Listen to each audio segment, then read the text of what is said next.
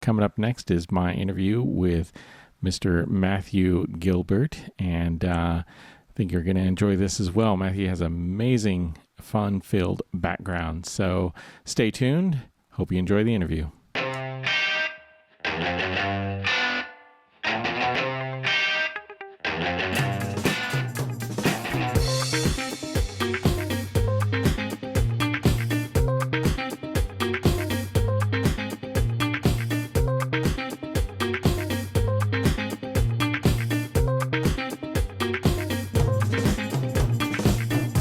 Welcome, everybody, to the Satisfactionist podcast. Thank you very much for joining us once again. Today, I am interviewing Mr. Matthew Gilbert. And Matt, do you go by Matt or Matthew?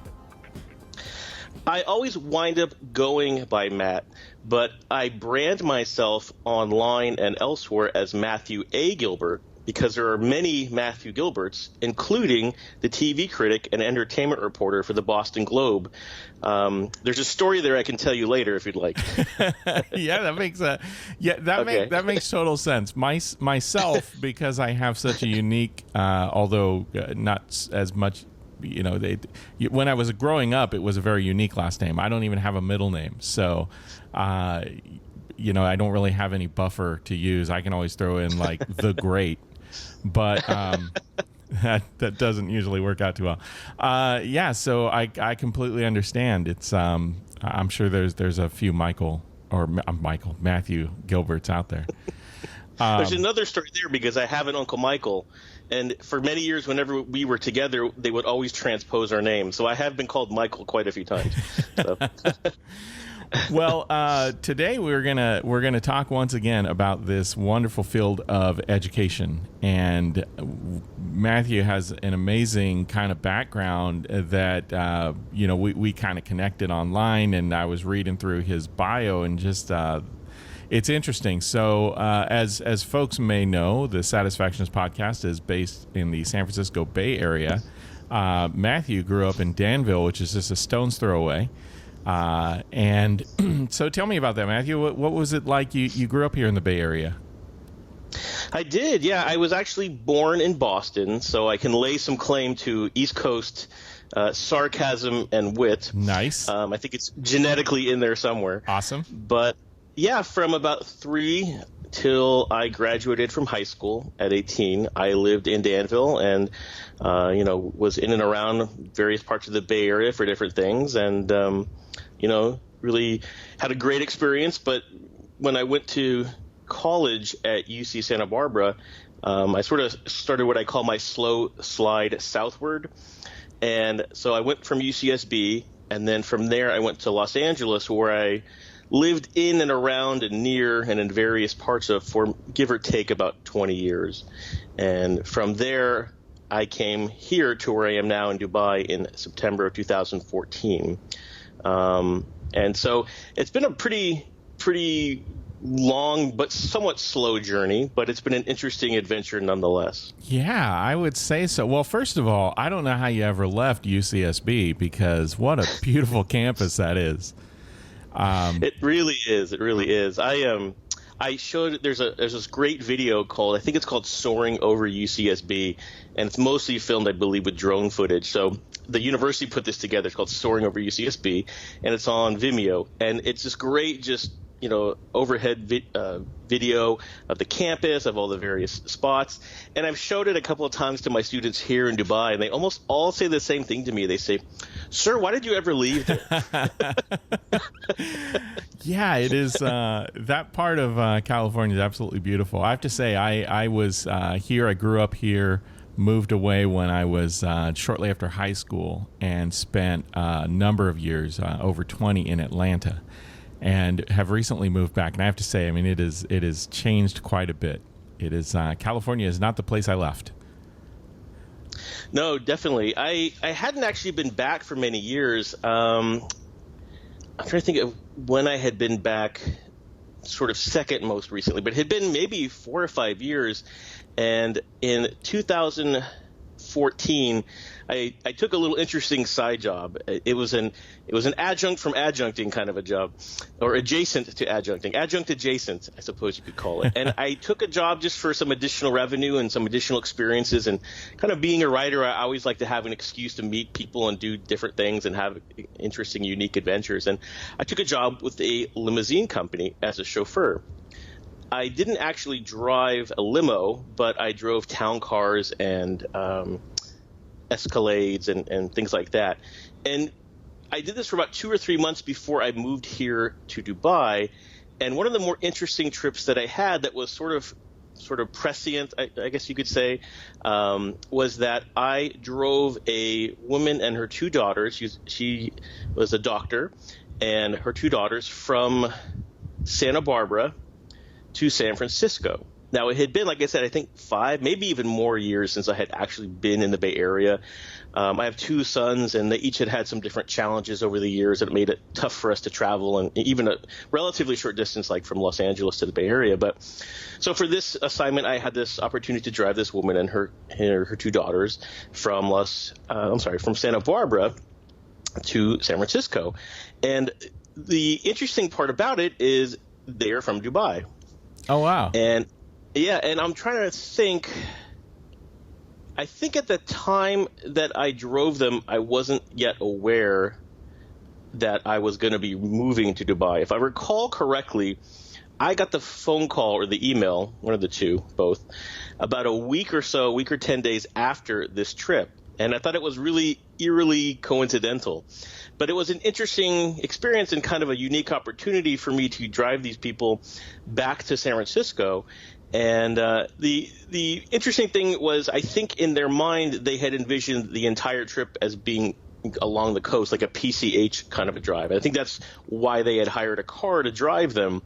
But then when I had mapped the route the night before, and it was about a 7-hour drive, I told them 7 hours, and the look on their face was as if I had told them, like, you're going to have to, take a donkey the whole way or something, and they were just like, no, so really we made the best of it, but, the 101 is the one for a short stretch of time, and we were along the coast up until I think it's about Cal Poly and San Luis Obispo. And once you pass through there, you're mostly inland unless you specifically stay on PCH. So we had a few moments of coastal driving, and they got their sort of California experience. But after that, it was mostly, 101 going through, fabulous King City, Gilroy, all points in between, and then drove them all the way. It took, I don't remember how long it took, maybe 5 or 6 hours. Right. Yeah, it's a haul.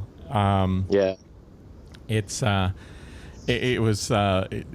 it's funny because when you're here, you realize, it's really a much bigger state in some regards. So, like, you're right, that drive from Northern California to Southern California, there's 2 options, right? You got the 101 or the 5, and the 101 is definitely a lot more scenic than the 5.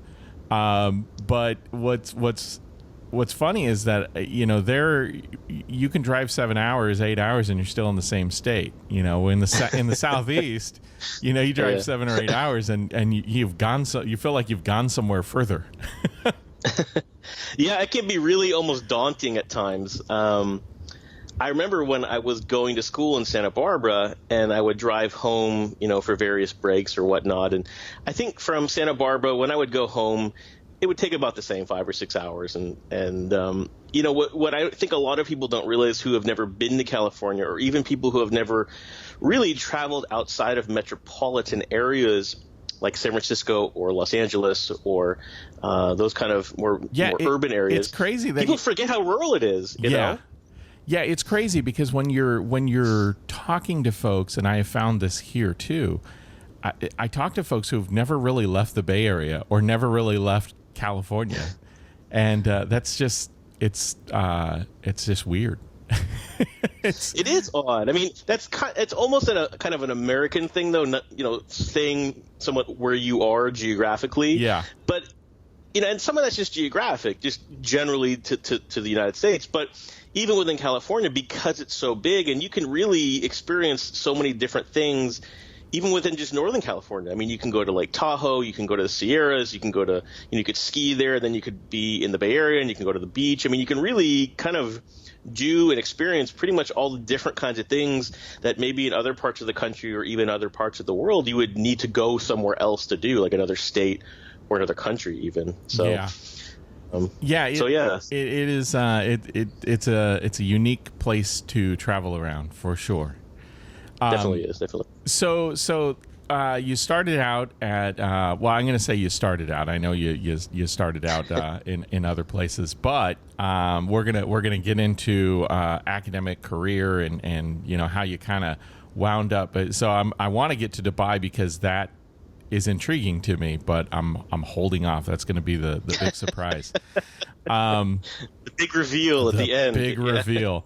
So UCSB, a bachelor's in English and creative writing, and that then takes you to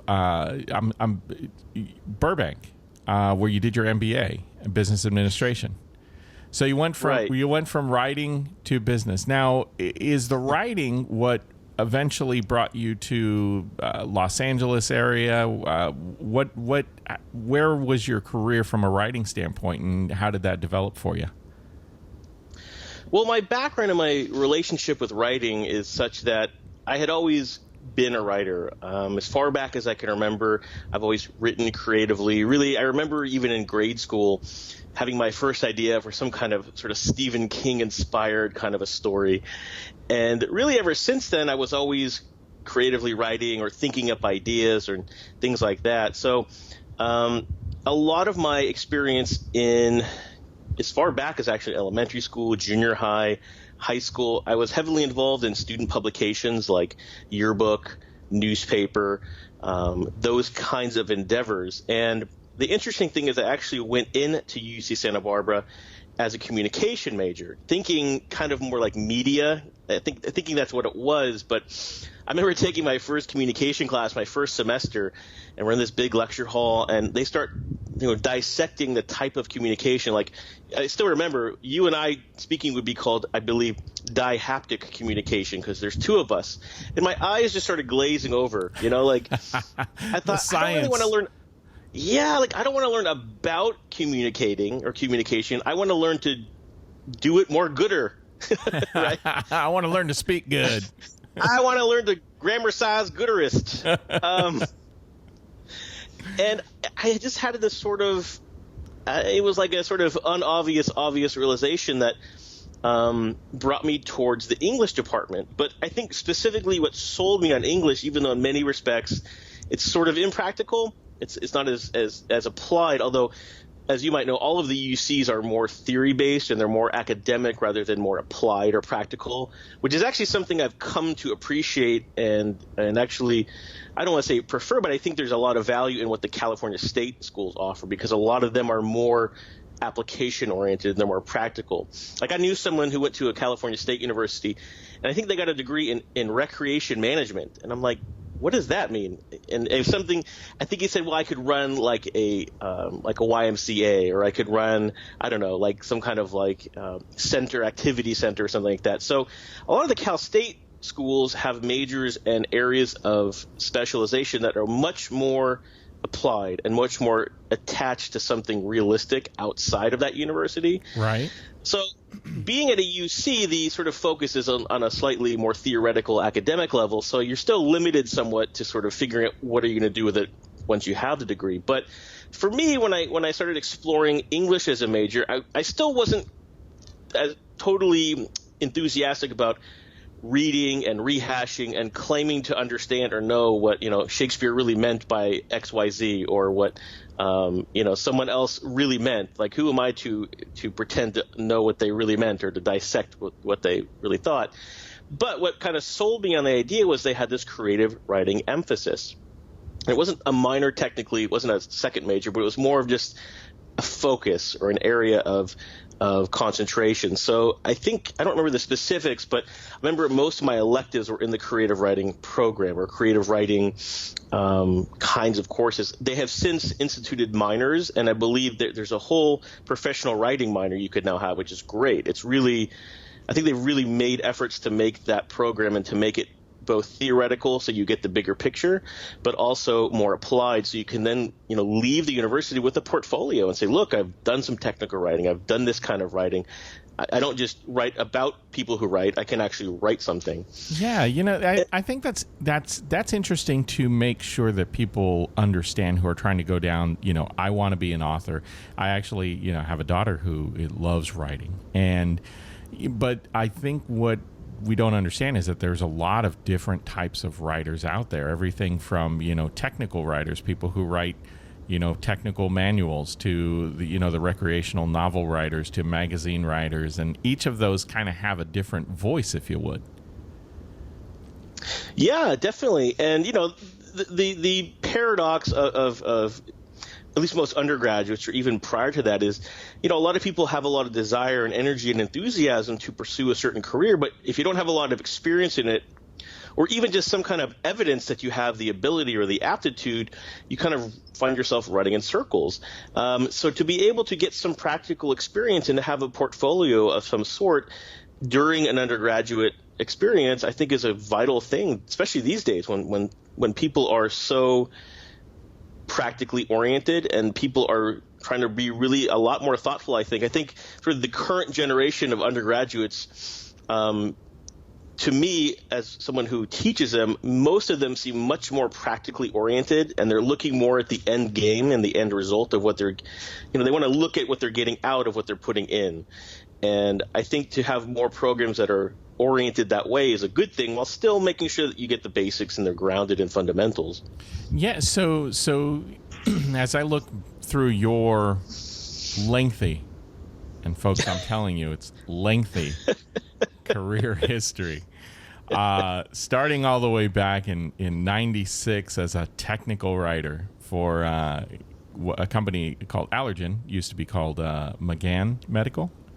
Right. So this is your first full-time writing gig? It was. And it was a good opportunity. It was a really great start. It was sort of a positive and a negative all at once, because I had never really I've worked a lot. I've worked in various capacities, I think, since I was 7. Many years ago, back in the old days when newspapers were delivered, although I guess they still technically are, but when that was the only game in town, among other things, my mother was a supervisor for all the paper boys who would deliver the papers. Oh, nice. And somehow I got the job as being the bill collector. I think because she figured that if I was 7, who's going to say no to a 7-year-old, to go get the money, for the good strategy. Yeah, except for I do remember one lady yelled at me once, and it was I think I still have PTSD from it. But growing up as a kid, I was a paper boy. I had several paper routes, and the early mornings were not fun. I did, I have to be honest about this, because if not, my brother will give me a hard time. Yes, my dad would help me, deliver newspapers and throw them in the back of the truck. But there were days that I, took him out on the bike. But collecting, that was the experience, I think, that really, gives you a perspective on people. Because when you knock on a stranger's door asking for money... And and sometimes you know they're in there and they don't answer the door, or the dog is about to leap out and attack you.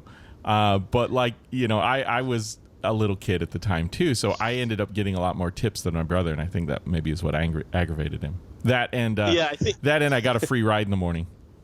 Yeah. I think had similar experiences for the most part. So for me, I had always worked. I had worked in different kind of jobs. I was never, I never shied from work. And actually, one of the more interesting jobs I had in high school, just to backtrack a bit, I worked as a bank teller for 2 years, for my junior and senior year, and it was a really kind of unusual job to have in high school. I was kind of amazed. They actually hired me. I think it was still 17 when they hired me. And a friend of mine had a job at a different branch, and it was actually a really positive experience. I joked, though. I said, look, I'm not really that great at math. The joke of my life, by the way, is that the first syllable of my full name is my worst academic subject. right? And so I would always sometimes struggle to balance the drawer. I'd always be a little off here or there, but overall it was a positive experience. And we had a couple of interesting customers. One of our customers was the bass player from Journey, and he would always come in every now and then with these insane royalty checks.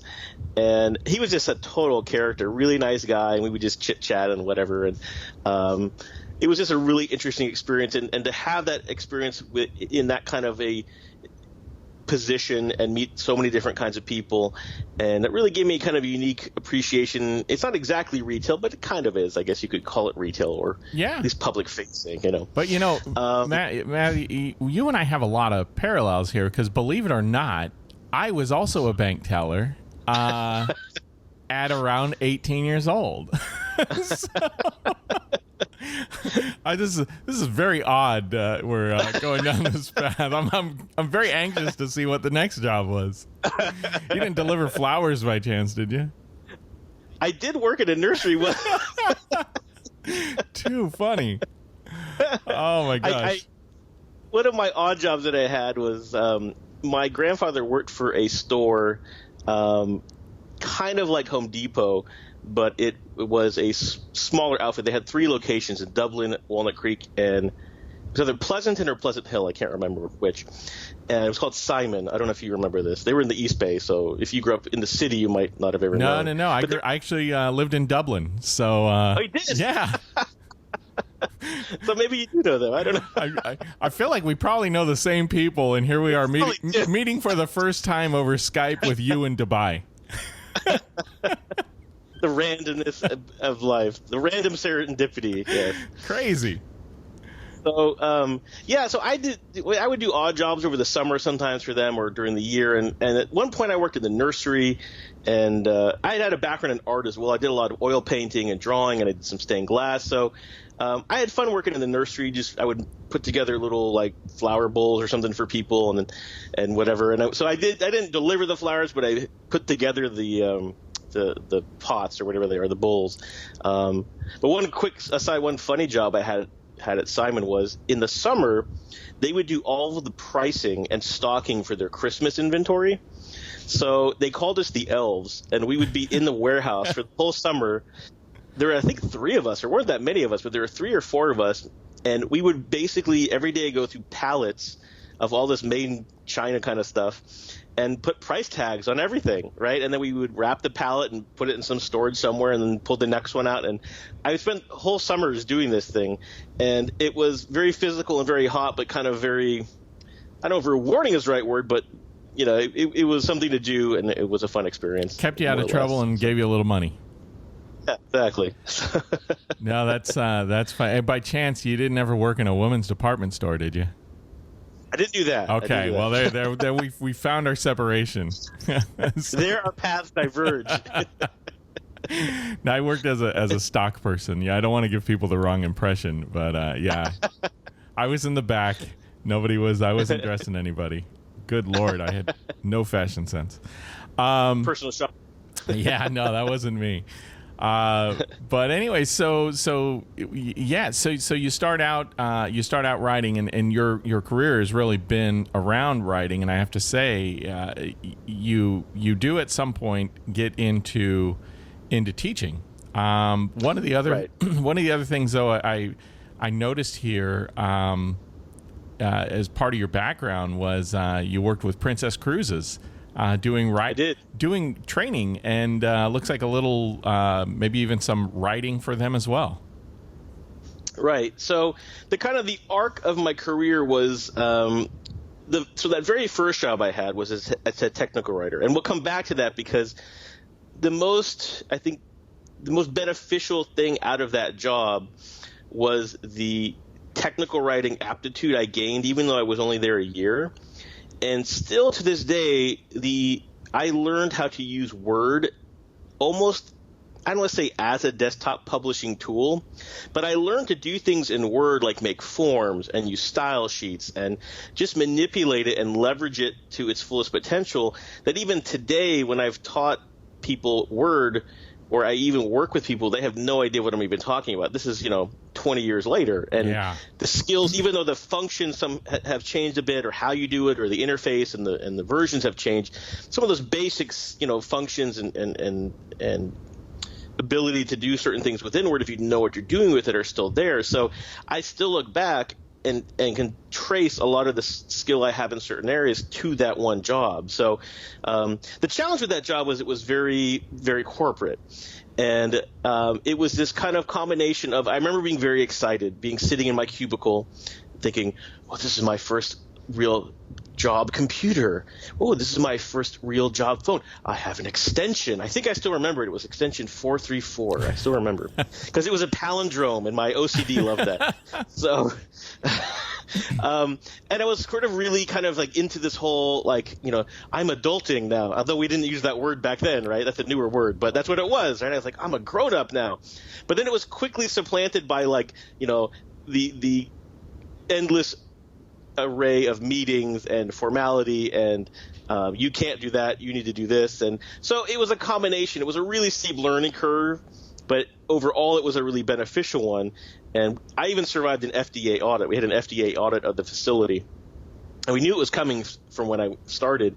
And it involved basically 12-hour days of retrieving documents and doing all kind of stuff and making sure they got the information they needed. But one other thing that happened during that job is that's how I segued into the marketing field, because what had happened is somebody in the marketing department, either through a conversation I had with them or somebody referred them to me. I don't remember how it happened, but they came to realize and came to be aware of the fact that I had this background that I told you about in student publications and yearbooks and newspapers, and I had worked on the yearbook at UC Santa Barbara. And so long story longer, they came to me, somebody from marketing came to me and said, look, we understand you have this background in communication and publications. Would you mind being kind of another set of eyes? Would you review some documents for us? And I said, sure. And kind of what happened as a result of that, they started bringing me things from the marketing department, mostly collateral, and they would have me review it and suggest changes or maybe make some edits to the copy. And kind of what wound up happening is that really kind of intrigued me, and I realized that marketing as a career was a way for me to kind of merge my creativity with what has always also been a need for practicality in me. So I've always had this sort of duality in me. I've often joked that I'm part business and part bohemian. And this percentages slide around, but I'm like, I'd be like a hippie, but with a really nice haircut, right. That's funny. And so I wound up taking a couple of courses through UC Santa Barbara Extension in marketing just to get some kind of practical experience and learn a little bit more about the field and whatever. And so that gave me some additional skills. And then basically from Santa Barbara, I moved to Los Angeles. And my first job there was really my first real marketing job. And I worked for a magazine publisher that no longer exists, but their titles still exist. They sold them to somebody else. They were the company that published Dog Fancy Magazine and Cat Fancy Magazine nice. And all those pet publications. And what I did was I created marketing materials for the ad salespeople for them to use during sales pitches to sell ads in all of the various publications. So we did all kind of collateral. We did brochures, we did postcards, we did PowerPoint presentations. It was really my trial by fire in marketing, because having come from a background in creative writing, more is better. Right? Lots of extra words and it looks impressive, right? And everything in marketing is use bullet points and say it in fewer words, and who cares about grammar? Yeah. More pictures. More pictures and lots of the word you in there, and you want to make it catchy. And it was a great experience. I enjoyed that job. I really enjoyed the people I work with. It was a great opportunity. It was really, again, my first move into marketing, and I don't think I appreciated it enough at the time, which is maybe what a lot of people think looking back at things. But in retrospect, it was a really solid start, and it was a really great start for me in marketing. It gave me a lot of good experience, and it gave me a lot of material for a portfolio. Yeah, you did so much work. It is. Yeah, it's really cool. Most of my career on the professional side, I have spent in operational support of sales and marketing folks. And it's an interesting blend because being in operations and kind of an operations guy, I tend to be very wordy. And especially now, just being on the academic side and even, doing the PhD, I tend to explain a lot because my feeling is like you need to know, so I need to build your knowledge around it and why we're at where we're at. And so often what I get is, Ben, cut down on the emails, like use more bullets, use fewer words. And so most of the sales and marketing folks I work with, I have had to learn to change and I don't think I really have yet to truly embrace shortening my emails, but I tend to be a writer, but not everybody loves it for sure. Do you write like prologues to your email and then like epilogues? No? Practically, but yeah, I do tend to break things up and then I reread them and I cut out sentences and it's a process I go through just to write an email. Otherwise, people get a lot. It's hard with email. I mean, I tend to try to approach email like any other marketing piece because many organizations like overuse email. I mean, the university I'm at currently, it's the main communication tool. So you get, there's a lot of volume of email, and the harder you make it for somebody to really grasp what you're really asking them to do very quickly, the less likely someone's going to read it or do what you ask. So one of the things that has stuck with me, even though I still have this sort of wordy creative writer somewhere in my back of my brain, I tend to do like what a lot of your colleagues ask for. I do a lot of bullet points. I do a lot of text that leads into the bullet point. So I try to really use a lot of bullet points, try to break things up. I try to make emails very straightforward or simplistic. But at the same time, I try to make them as clear as possible. But it's hard sometimes, especially where I am now, because sometimes there are some language issues or people don't totally understand. So I also have to be mindful of not using language that is too complex. But at the same time, I'm trying not to be patronizing. So right. Well, so as we continue down this writing journey, right? So you also, while in Los Angeles, Andy Dick, and I call that out because he's such a character. So what were you doing? What were you doing for folks like Andy Dick? Okay, so this was probably my weirdest story. So my sort of oddest job that I ever had. What kind of happened is from that first job in Los Angeles forward, I want to most of my experience was in marketing, specifically marketing communication. So for about a decade or so, I worked mainly in marketing. So that's where my practical experience comes. But kind of in the let's see, when was it? In 1999, I designed my first website for a client. He's a musician. He was then my father-in-law.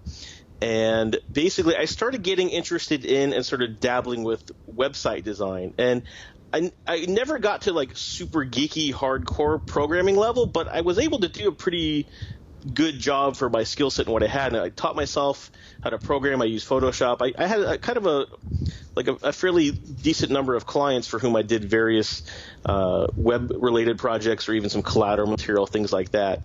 And so what had happened with Andy Dick was I was intermittently working full-time and or consulting. And sometimes I was doing both at the same time. Sometimes I had opportunities to just consult. So I was always kind of balancing the two or focusing on work or having opportunities to consult. And I kind of went back and forth for a period of time. And so I was always looking for opportunities and kind of not really limiting myself to anything. I would just try to find an opportunity and go for it regardless of whether or not I thought I could do it or not. And so one day I was on Craigslist, and you have to be careful with Craigslist for lots of reasons, but I found Craigslist to be a pretty good, or at least a reasonably decent resource for leads. I'm jumping the gun, but I found a lot of my early teaching jobs actually through Craigslist. But let me back up to this. Okay. So I'm kind of exploring around on Craigslist, and I can't remember which section I was in, but I see this Yeah, and I wish I had still had a screenshot of it. Some of the functions we now have that are seamless and easy were complicated back then. So some things we take for granted now, like screenshots or whatever, I didn't have that opportunity. So anyway, so I see this Craigslist ad, and I still remember the ad though. The ad says, "Please help me with my HTM hell." And I don't remember all the details beyond that, but it basically said. He was very straightforward. He said something like, "Hi, I'm Andy Dick. I'm trying to redesign my website, and I need help. If you think you can help me, email me or call me or whatever it was." So I think the only thing I had a little bit of an LA kind of experience. So prior to that, maybe a year, 6 months to a year before that, my then father-in-law was performing at the K-Rock Acoustic Christmas. I believe he would have either been performing with David Bowie, and he was David Bowie's longtime keyboardist, but he also for a time toured with Smashing Pumpkins. So this is Mike Garson, right? Correct. Okay. Correct. So I don't remember when this was. I think this may whatever the exact year or the exact timing of it all escapes me. So I can't remember. I think he was performing with Billy Corgan at the K-Rock Acoustic Christmas at the Shrine Auditorium. It's all kind of coming to get back to me. I think that's what it was, because the one other time was at a different location. And I was walking backstage to tell my former father-in-law something. I was going to the room that he was in, and literally Andy Dick, for whatever reason, is walking by the other way, and we literally, I think I'm overusing this word, but we actually brushed against each other because of the way that the hallway was, and there were other people. We just literally rubbed elbows or rubbed shoulders, right? And nothing really came of it. I just sort of said hello, and he said hello, and we went our own way. And so when I contacted him, when I saw this ad on Craigslist, I mentioned that. I basically name dropped. I name dropped him to himself. That is a very LA thing to do. Totally LA. I was totally LA. And I said, look, I think I can help you. I've been doing some web design. By the way, I literally bumped into you behind the stage at the Shrine Auditorium on X and X date, whatever it was. And I immediately got like a phone call from him. And my initial thought with this was, because at the time he had just had some reality show where it was something like people were auditioning to be his assistant or something. I forget what it was called, but it was this bizarre reality show, kind of like The Apprentice, where he kept all these like people, like they lived in a garage in some big house in Malibu, and they had to do like push-ups and memorize his bio, and like it was basically like an Apprentice kind of a show.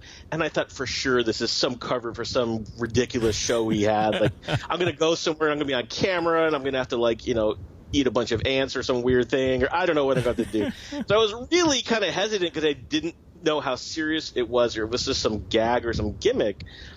And so what happens is he said, okay, well, meet me, and there's some other people who I've invited to join us to participate in this project. He said, come to my place. He lived in West Hollywood at the time. He owned an apartment building, and he lived in the top apartment.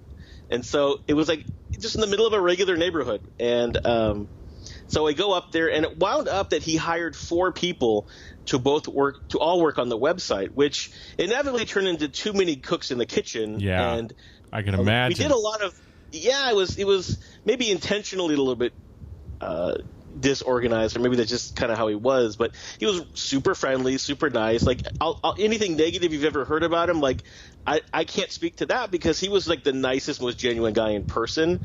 And we mostly just like hung out and tried to brainstorm and come up with ideas. And inevitably what happened is I met with him a few times, and then it wound up just being one of the 4 wound up really doing the work. But we did a lot of brainstorming together, trying to come up with ideas. But I did have the most LA experience ever with him.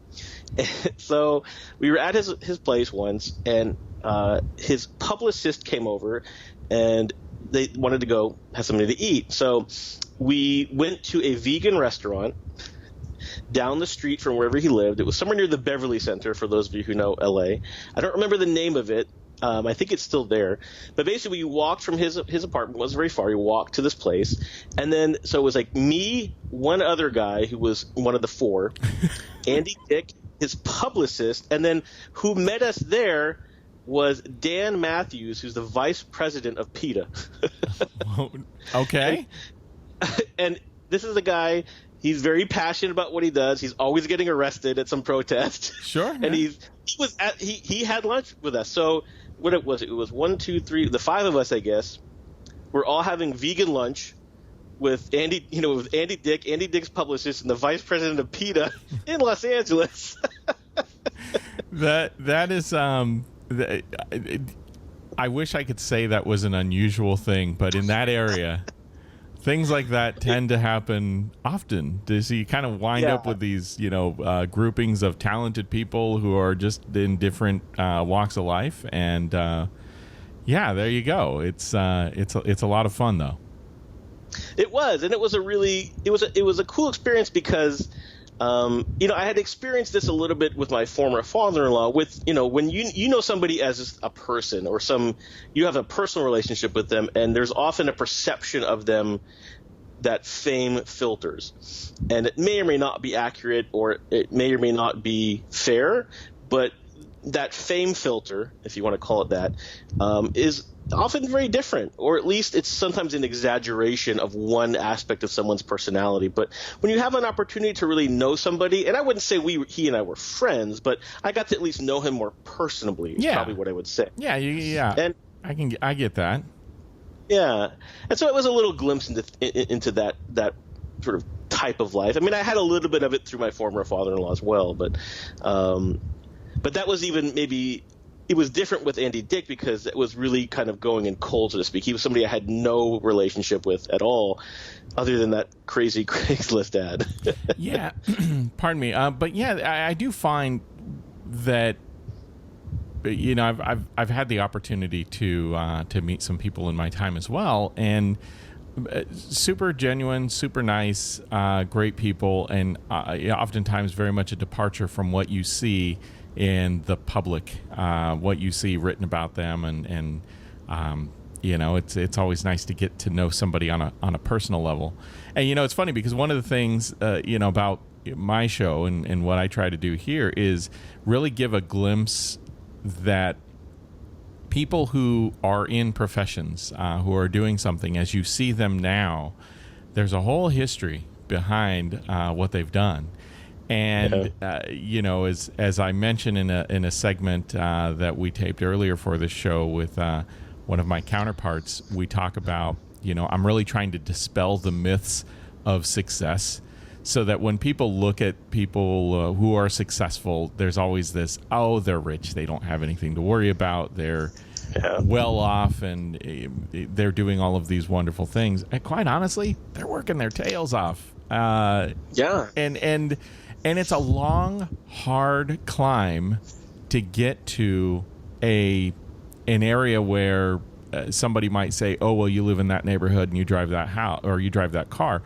Yeah, but there was 15, 20 years of work behind it to get there. Right. So, and we're leading up to Dubai, but I do want to get into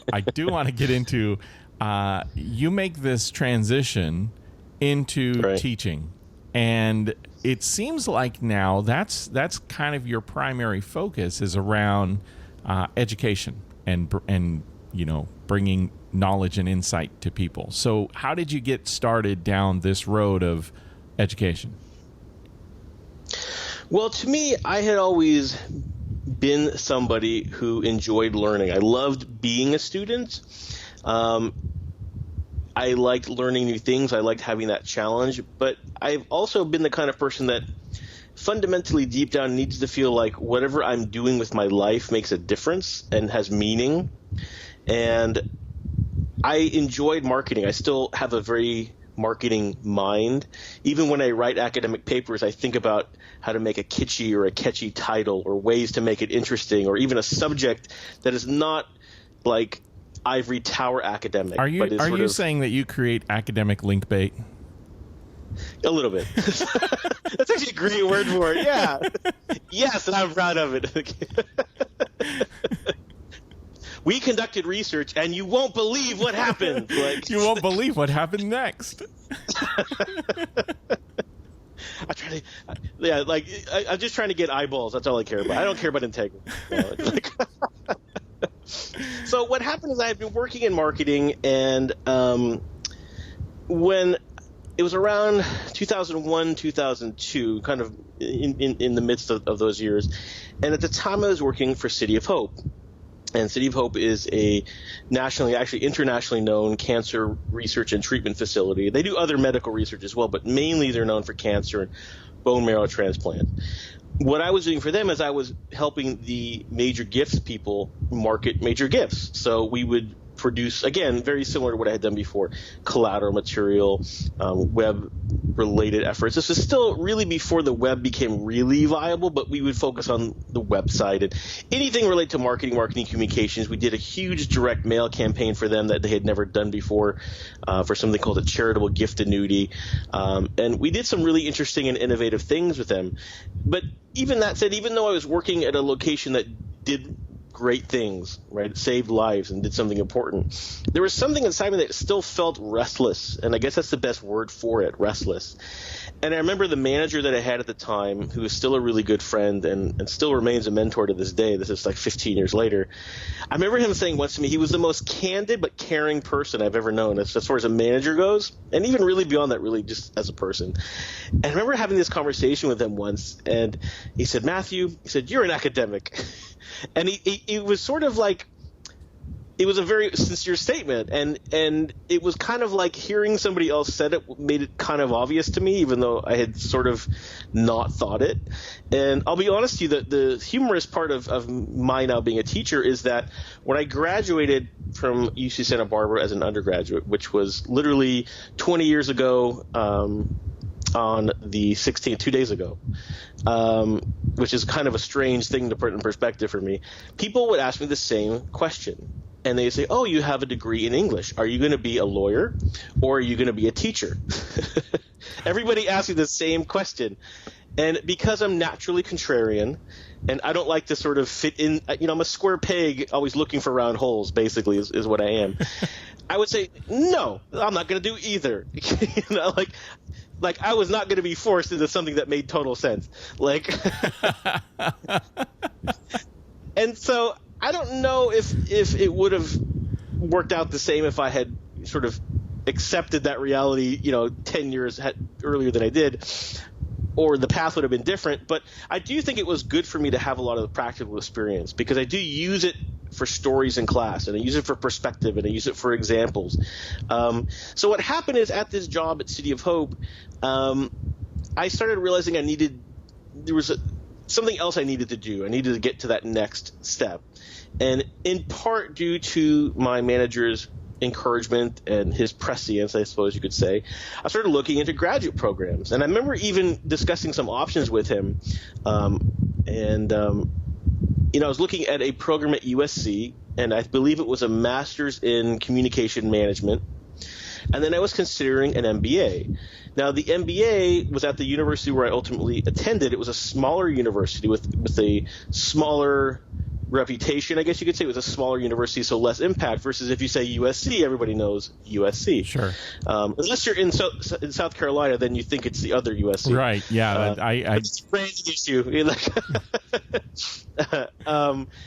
And long story short, he said to me, he said, you should do a program, you should get a degree that people know what it is. He said, yeah, people know USC, right? That has a certain degree of pull to it. He said, but at the end of the day, if you have to explain to somebody what your degree is and what it does, then it's lost some value. So, the other option would have been to do an MBA at USC. But the thing with me is I was never a mergers, acquisitions, finance, quantitative guy. Well, and this is funny because it kind of plays into your experience of marketing, right? So now you're looking at the degree and you're saying, well, is it the school or is it the degree? Right. And ultimately, for various reasons, due in large part to his recommendation, he said, if I were you, I would go for the MBA. Now, part of why I went to the university that I did was somewhat practical reasons. It was a combination of practical and sort of more, I guess you could say, not impractical, but more, creative reasons or more personal reasons.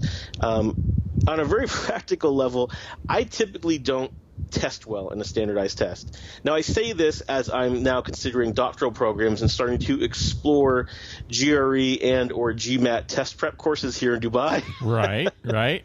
So I'm sort of confronting that challenge, I suppose you could say now. But I was kind of in a position where I didn't want to really delay myself, and I didn't want to get sidetracked with that. And I just wanted to go do a program. And just fortuitously, Woodbury University, which is the university that I went to, that 1 year that I wanted to apply, they didn't require the GRE. It wasn't part of the application. And I thought, I'm going there.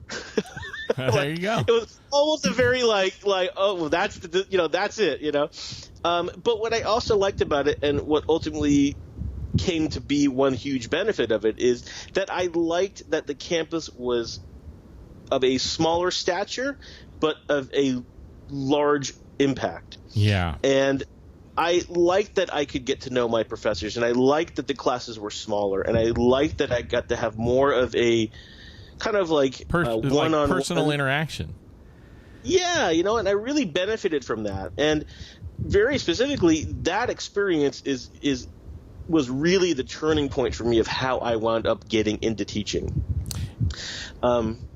It's funny that you say that, because my undergrad I did at Shorter University in Georgia, and Shorter, even though people would think, oh, Shorter, that must be some like new age online accelerated thing. Actually, Shorter University has been around since like 1880 something, like 1884, 1888. So it's actually got quite a long history in Georgia. They're based out of Rome, Georgia.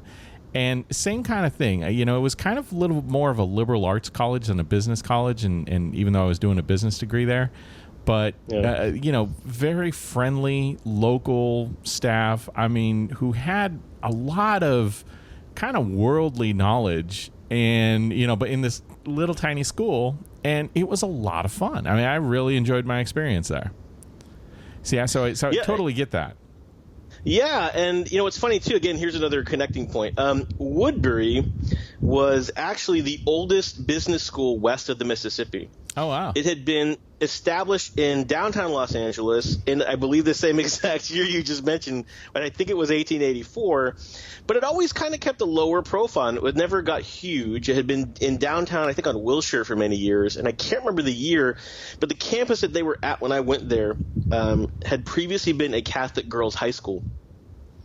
And it was a great campus. They had added to it, improved it a great deal. One of my favorite places was actually the library. It used to be the church. So there was automatically this sort of feeling of shh, quiet. Like kind of a reverence for reading, I guess you could say. So it's kind of I like the energy in there, and kind of like you, actually, the undergraduate program. I don't know what the numbers are offhand, but I believe when I went there, the undergraduate enrollment was maybe 1,500 students, and then there were about 300 people in the MBA program. And mainly what Woodbury is known for is its architecture program and its fashion design program. In fact, I remember my very first semester there, we were taking a midterm or a final, and I can't remember. And we're in the classroom, and we're in the first of a two-story building, and we're in the midst of writing our essays or doing whatever we're doing. And every couple of minutes, we'd hear this really loud, persistent banging coming from upstairs, coming from the room above us. And then it would stop. We thought, okay, it's over. Then a couple minutes later, bang, bang, bang, bang, bang. And like, what is that? It went on long enough so that our professor went upstairs to see what was going on. And he comes back down. And he says, well, in the classroom above us is a shoemaking class. And for their final exam, they're making shoes. So, okay. What are you going to do? Wow. So they had degrees in being a shoemaker? A cobbler? I don't know if it's specifically cobblering or whatever you would call it, but some part of the fashion program, yeah. That is funny. I think it's still relatively small, but it's still the MBA is still really a strong program there. And actually, since I graduated, they achieved AACSB accreditation. Nice. They built a separate business building. It's beautiful, and they've really made an effort, even though they're still on the smaller side of universities. They have really invested into the quality of the program, and even though when I went there it wasn't AACSB, that ultimately helps me, and it reflects ultimately, even though I'm sort of after the fact. And I appreciate the fact that they put that much effort in and made that commitment to really making that MBA program one that is continuously improved and is stronger, because at the end of the day, it reflects on all the graduates of the program. And it indirectly, I think, makes my degree worth more, I guess you could say, but it also validates to me the quality of the experience that I had there. Yeah, absolutely. And as I have found, because I didn't do my advanced degree through AACSB, and for people who don't know, it's an organization that for business school programs that it's kind of an accreditation thing, and it is one of those things that can separate folks out when you want to teach for larger name universities, because there are university programs out there that won't hire adjuncts or even full-time faculty who have not graduated from an AACSB school. So it's great that you have that, because there are definitely some advantages to that. It's just one of those, kind of crazy academic world things. And, it's one of those things where I'm not necessarily a big embracer of. I understand why it's there, and it is a way to kind of separate out people and kind of establish a standard. But then you look at a guy like, Steve Jobs, who had an amazing business acumen and, built a tremendously valuable company and never graduated from college. So, right. It's for what it's worth, I understand it. And when you're trying to manage the masses, totally get it. Although I think that there are opportunities maybe later on to come into those schools after you've had a few accomplishments under your belt, significant accomplishments Definitely. Under your belt. Yeah. No, and when we talk about Dubai, there'll be another AACSB related story. But so my experience was really positive there. What wound up happening is one of my still really influential mentors, in addition to the manager that I had, who was sort of the reason I went to Woodbury in the first place, and just to give him a plug, his name was Andrew Posey, and just an awesome, amazing guy, just a total character, but super smart and super sharp. So one of my very first classes that I took there, I believe, was an org behavior class, and it was taught by a Dr. Satinder Daman. And he's still there. He has many different roles at the university. They escape me at the moment, but he's been a mainstay there for many, many years. And he's this sort of business professor that is very philosophically anchored, but he's also very business savvy. And he's also the kind of person that I think can perceive and seeks to promote talent or potential in other people. And what happened is in his class we had to write an essay. And my essay was on intranets. And what he did is, when he graded my essay, after he gave it back, he said to me, I really liked what you wrote. I liked how you wrote it.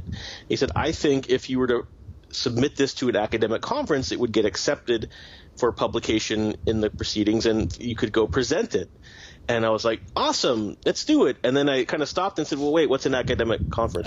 I was like, what does that mean? Anything. I was like so excited for any opportunity. And then I was like, wait, what does that mean? And basically explained it to me. And as he said, I made some changes to the paper per the call for papers, and wound up submitting it to an organization called the International Academy of Business Disciplines. And I actually went to my first academic conference in Orlando in 2003. It was April of 2003, and had a great time and really enjoyed being in that academic environment, meeting other people. And again, I had the good fortune of sort of stumbling upon another mentor. And it's almost like I kept finding this little pathway to potential, kind of a thing you could call it. And I met a gentleman there by the name of Chuck Lubbers. And at the time, I believe he was teaching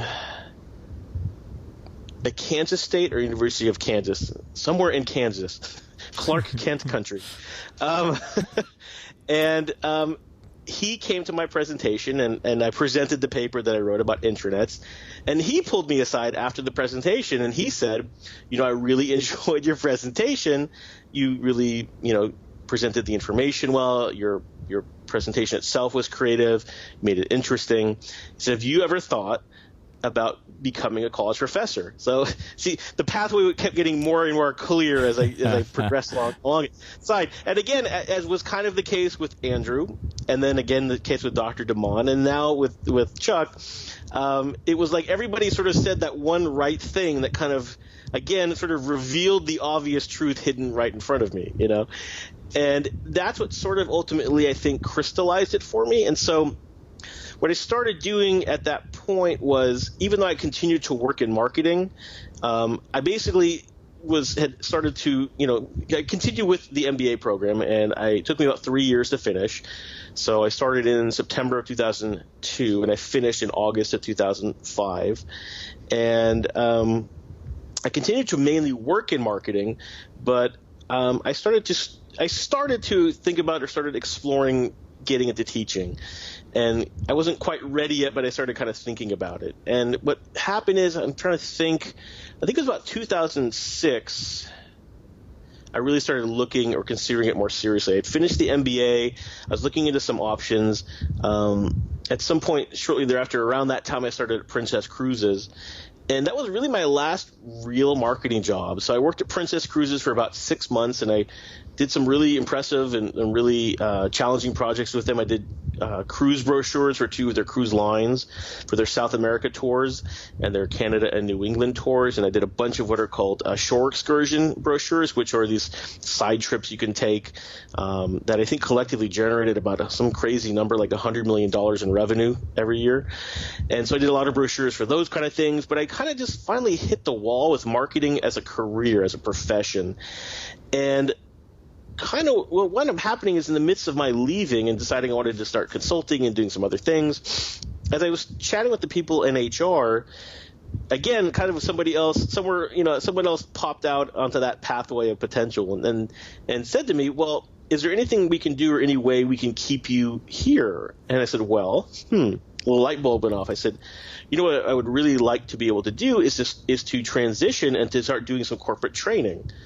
Or find a way, if there was some way that I could do something sort of different from what I was doing, but that I could leverage some of this academic work that I had done. Because when I was doing the MBA program, I was continuously submitting papers to conferences. I believe I wound up going to 9 conferences, something like that, and I had 11 papers published in the proceedings. So I was really working towards that, but I was kind of in that conundrum of having the aptitude but not the experience. And it was sort of one of those weird, like, well, how do you get experience, if you don't get hired, and how do you get hired without the experience, and that kind of a thing. So they wound up actually hiring me as a consultant to help them with some training and development projects. I worked on some recruitment projects with them as well. I never really got to train to the degree that I wanted to, but it did give me an initial experience and give me some exposure to developing computer-based training modules. I got to use a little bit of my geekery skills and work on these HTML-based learning modules, basically, that we were programming or reprogramming or updating, and these were modules that were used by members of the crew on the ships. And I also assisted with different training in-house at the actual headquarters in Santa Clarita. And so I got my kind of, to use a bad pun, I got my feet wet, right? And it gave me some of that experience. And it was at that time I started in a doctoral program at Pepperdine. It was a doctorate of education program in organizational leadership. And I did 2 semesters in it, and it really helped me to crystallize and understand myself better, specifically a personal mastery course that I took. And it was from that course that my bio originated, that my motto originated, that a lot of my understanding of myself and my abilities and thinking of how I can position myself as an educator really came to be. But ironically, that class and some of the other classes made me realize that wasn't the right program for me either.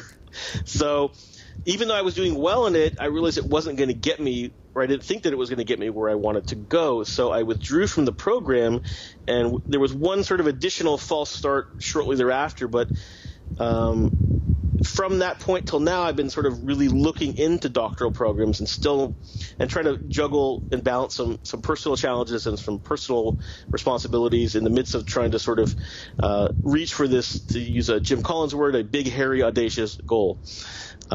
So as I look here back through your teaching background, which, by the way, is quite impressive in itself, I'm noticing something here that is just going to totally blow your mind.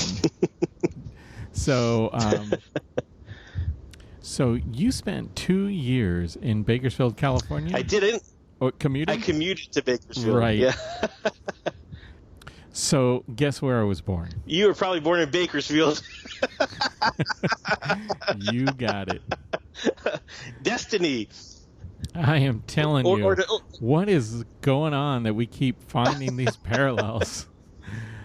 Oh my gosh. And wouldn't it be funny if, because, I have a lot of family and still a few friends there, that is possible that they could have gone through the program while you were at Devy, and you ended up being their instructor. It's entirely possible. Yeah. It is totally possible. Yeah.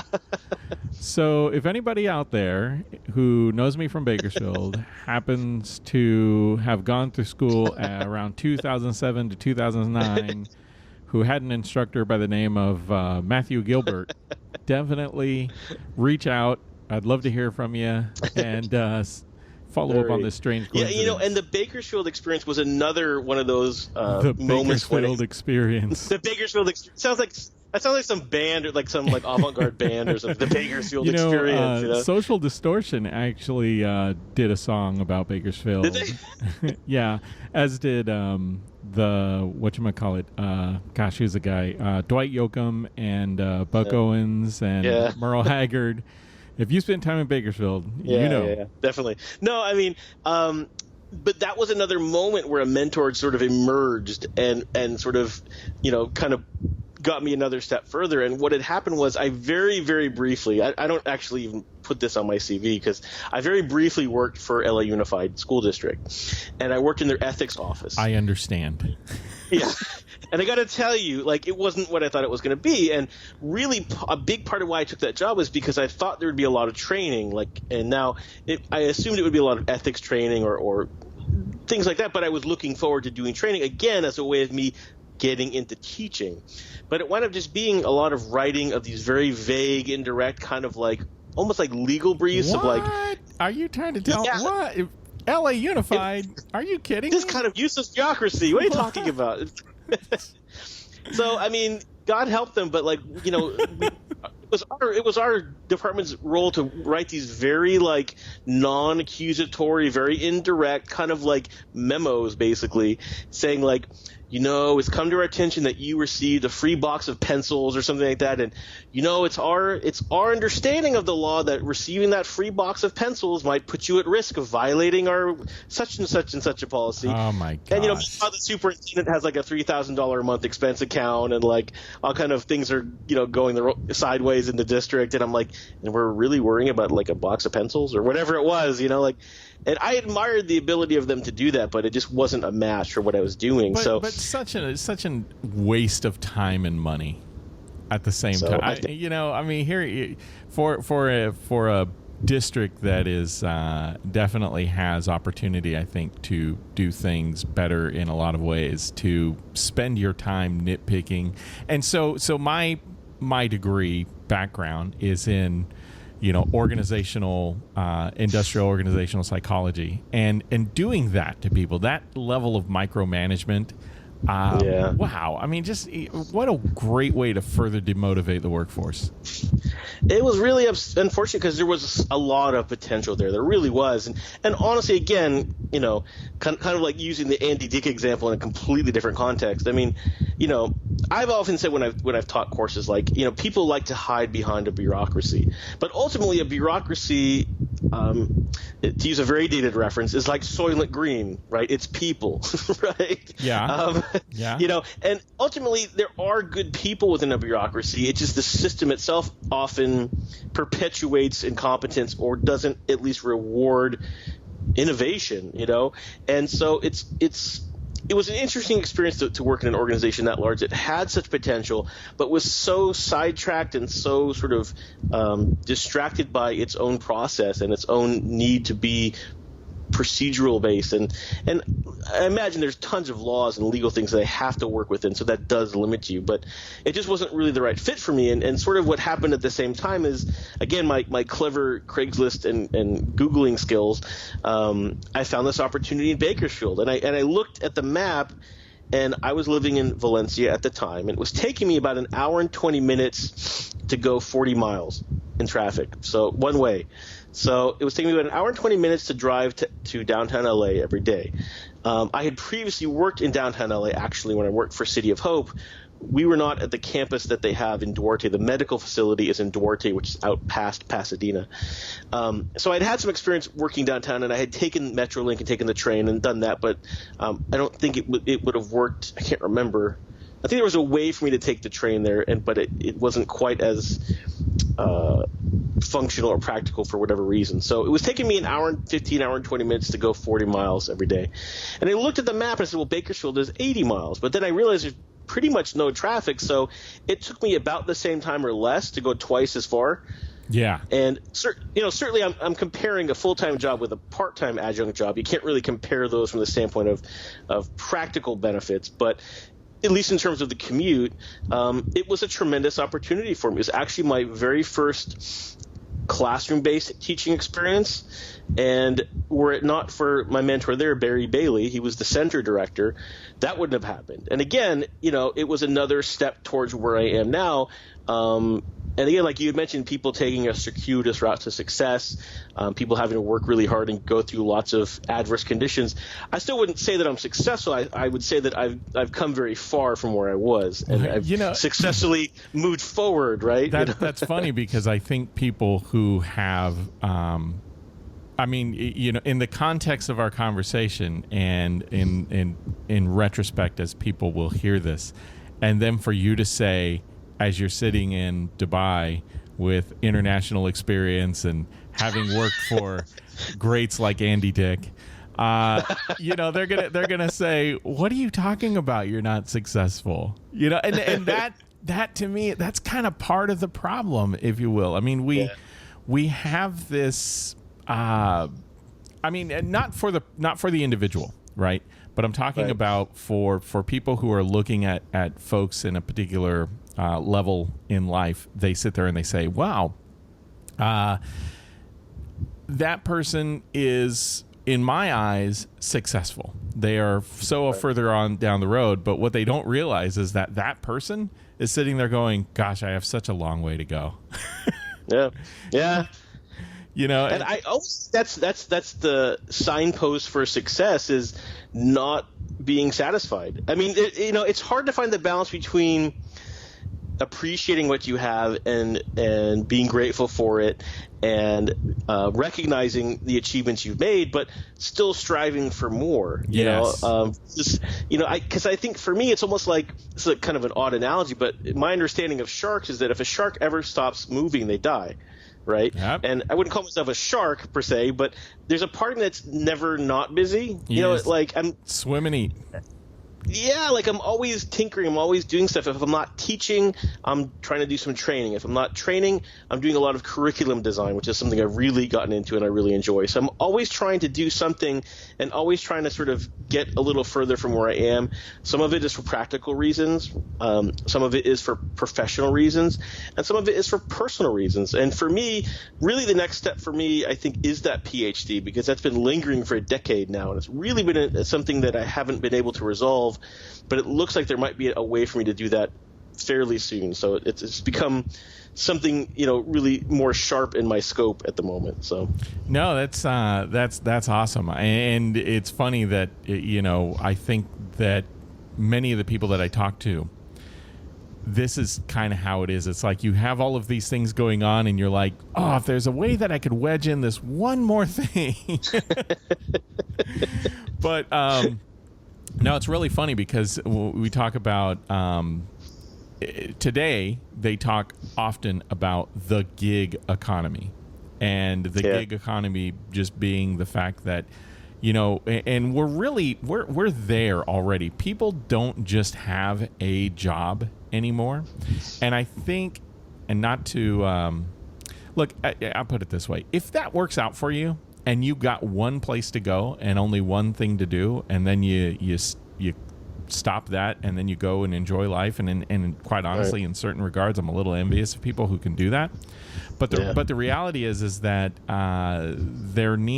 folks need to get used to, I think, a little bit of the path that you've taken, and the path that many of those who I will speak to throughout the context of the show have taken, which is, yes, we're doing this thing, but we got 4 or 5 other things in the hopper, and you're constantly building your skill, constantly building your knowledge, constantly building your expertise, because you want to open up doors to that next, you know, you want to, in the video game realm, you want to level up, right? So yeah, you know, you're trying to do this to get to the next level, and not because you want to be a slave to the industry, but you know what? When you're in the gig economy, you're doing what you love, and you're able to express your abilities in so many different ways. And I think for me, teaching, consulting, learning, working, you know, in a professional environment, all of that kind of feeds what I love doing. You know. Yeah, me too. And so how do you get to this opportunity in Dubai? Because I mean, you spent, you know, you got into teaching, you know, from there it's a lot of, you know, different schools, different campuses, and folks, by the way, just so you know, and Matthew, I don't know if this is your experience as well, but there's about 100-to-1 ratio on applying for schools to teach at, meaning that it's going to take you about 100 applications for every one response you get back from a school that may or may not be interested in you. And then you still got to go through the whole interview and vetting out process and everything else. So you're a writer, man. You've taught at a lot of schools. I imagine you've sent off more than a few resumes. But before you answer that, Matt, let's do this. We are definitely on a roll here, and I want to take the opportunity to break this interview up into 2 segments. So folks listening, let's just say thank you so much for tuning into this point and listening to the illustrious Matthew Gilbert in this fantastic interview that we are doing. We are going to continue this interview next week. Listen to Matt's adventures in Dubai and get a lot more insight on his academic career and what ultimately landed him into the role he's in currently. Once again, we'd like to thank you all for joining the Satisfactionist podcast. We encourage you to visit our page at satisfactionist.com. Click on the podcast link. Check out the show offers. We've got specials and deals from a few of our affiliate supporters, as well as an opportunity for you to personally invest in this show and supporting us in the weeks and months to come. You can either do that by donating directly to the show using the donate link, or you can even subscribe. Now, even though this content is absolutely free, it will always be absolutely free. Showing your love and your support by subscribing to this show will only help us to improve the quality that we provide, the things, hopefully to be able to even attract more folks to do advertising and more guests and overall just more great stuff. Thank you very much for joining us on this episode of the Satisfactionist podcast. Next week, we will return with a continuing interview with Matthew Gilbert.